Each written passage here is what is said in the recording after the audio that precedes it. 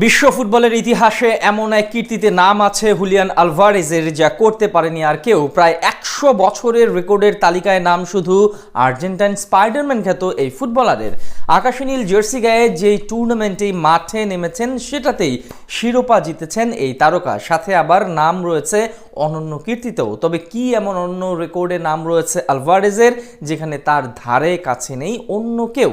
সেটার বিস্তারিত থাকছে প্রতিবেদনে। আর্জেন্টিনার জার্সি গায়ে যে কয়টা টুর্নামেন্টে মাঠে নেমেছেন শিরোপা জিতেই মাঠ ছেড়েছেন হুলিয়ান আলভারেজ। 4 টুর্নামেন্টের 4টিতেই দলকে চ্যাম্পিয়ন বানিয়েছেন আর্জেন্টাইন এই স্পাইডারম্যান। পরিসংখ্যানের পাতায় এমন বিরল কীর্তি নেই আর কোনো ফুটবলারেরই। আলভারেজ মাঠে নামা মানেই যেন আর্জেন্টিনার শিরোপা জয় নিশ্চিত। আর্জেন্টিনার 2022 বিশ্বকাপ জয়ের গল্পে অনেক নায়ক ছিলেন, কিন্তু তাদের মধ্যে সবচেয়ে উজ্জ্বল তরুণের নাম হুলিয়ান আলভারেজ। টুর্নামেন্টের শুরুতে বেঞ্চে থাকা এই স্ট্রাইকার ধীরে ধীরে হয়ে ওঠেন দলের আক্রমণ ভাগের মেইন ম্যান। লিওনেল মেসির পাশে দাঁড়িয়ে নতুন প্রজন্মের প্রতিনিধি হিসেবে বিশ্বকাপ জয়ের ইতিহাসে নিজের নাম লেখান আর্জেন্টাইন এই ফরওয়ার্ড। বিশ্বকাপ জয়ের পর আর্জেন্টিনার ধারাবাহিক পারফরম্যান্সেও আলভারেজ ছিলেন দলের মূল আকর্ষণ। কোপা আমেরিকার মতো কঠিন টুর্নামেন্টেও আক্রমণ ভাগে নির্ভরতার আরেক নাম ছিলেন আলভারেজই। ম্যাচের ভেতরে শুধু গোল করা নয়, বরং প্রতিপক্ষের রক্ষণে প্রেস করে সতীর্থদের জন্য সুযোগ তৈরি করার কাজে আলভারেজ সবার সেরা। আলভারেজের আরো এক বিশেষ দিক হলো আর্জেন্টিনা দলে যোগ দেওয়ার পর থেকে বড় টুর্নামেন্টগুলোতে এখন পর্যন্ত শিরোপা হারেনি এই স্ট্রাইকার। এর মানে হলো তিনি যত বড় আন্তর্জাতিক প্রতিযোগিতায় খেলেছেন আর্জেন্টিনাকে সেখান থেকে শিরোপা বা বড় সাফল্যই এনে দিয়েছেন। দলের কাঠামোতেও তার ভূমিকা যে কতটা কার্যকর তা বোঝার জন্য এই পরিসংখ্যানই যথেষ্ট।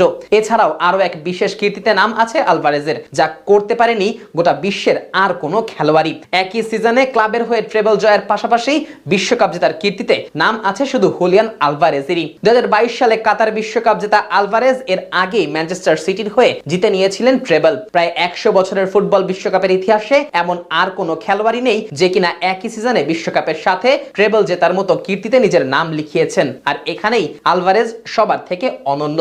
আলভারেজের খেলার ধরন হয়তো অনেক সময় তাকে আলোচনার বাইরে রাখে। তিনি হয়তো সব ম্যাচে গোল পান না, আবার সব সময় শিরোনামে আলভারেজের নামও থাকে না। তবে আর্জেন্টিনার খেলার ধরনে আলভারেজের ভূমিকা অস্বীকার করার বিন্দুমাত্র উপায় নেই। ফ্রন্ট লাইনে থেকে চাপ তৈরি করার পাশাপাশি প্রতিপক্ষের ডিফেন্স ভাঙা এবং মেসি ও মিডফিল্ডারদের জন্য স্পেস তৈরি করা, সব জায়গাতেই আলভারেজের উপর ভরসা করে তাকিয়ে থাকতে হয় কালোনির দলকে।